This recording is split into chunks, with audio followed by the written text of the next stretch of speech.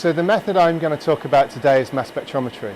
And it's fundamentally important to bioanalysis because it allows us to get really good sensitivity and really good selectivity on very, very small quantities of sample from human subjects or animals. So mass spectrometry has essentially a few components to it. You have ionization, and the charge is really important because that allows you to move molecules around quite easily using electromagnetic fields. You have a mass detection stage which allows you to separate the molecule of interest in its ionized form away from all the other rubbish that you don't want to monitor. And then there's also a stage of detection where you take that molecule and you convert it into an electrical current that can be read by a computer and then turn into a value that obviously we then measure as a drug concentration, for example, in bioanalysis. So the first element is ionization, and this is where the liquid eluent comes from the HPLC column into what's called the ion source. And this is where that liquid is vaporized and into small droplets, and that vaporization takes the droplets down essentially just to the naked ions, which are then transferred directly into the mass spectrometer. After the ionization process in a mass spectrometer, we then need to do the mass selection. And actually, generally in bioanalysis, we do two phases of mass selection, one based on molecular weight, and then one based on a structural fragment ion that we generate via a process called collision-induced association. An example of a mass analyzer is here. This is a quadrupole. So this is under high vacuum.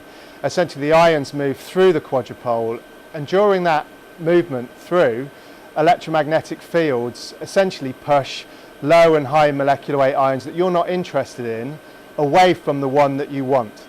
And then that molecular weight that you want to pass goes from one end of the quadrupole out to the other side. After that, we do a process called collision-induced association.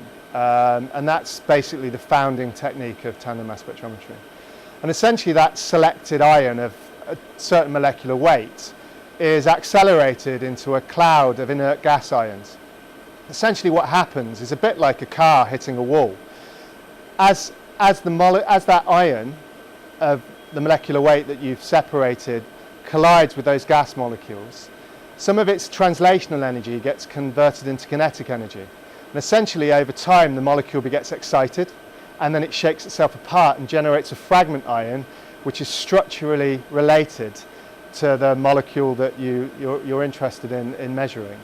And then after that we have a second mass selection step, which then takes the fragment that's most abundant and passes that onto the detector.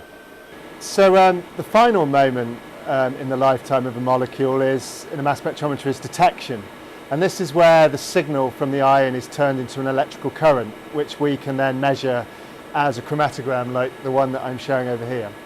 So essentially the ion is smashed quite hard actually into a plate which generates electrons, and those electrons are multiplied up to an electrical signal.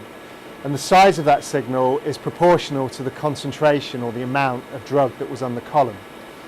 Now the really big advantage of mass spectrometry is that the mass spec can select different masses and measure them sequentially. So here we have an example of where just in 2.5 minutes we're measuring the parent and the metabolite and the internal standard. And this is a mixture of all of them, but obviously the mass spec's clever enough to essentially separate them into separate channels. Now if you were doing this on a UV detector, for example, you wouldn't be able to have all of those molecules co-eluting because you would only see them in terms of an absorbance of, say, 280 nanometers. But the mass spec sees each of those differently, and therefore you can have very fast run times, even things that co-elute with one another, and the detection of those are all discrete within the mass spec so that then you can quantify them separately.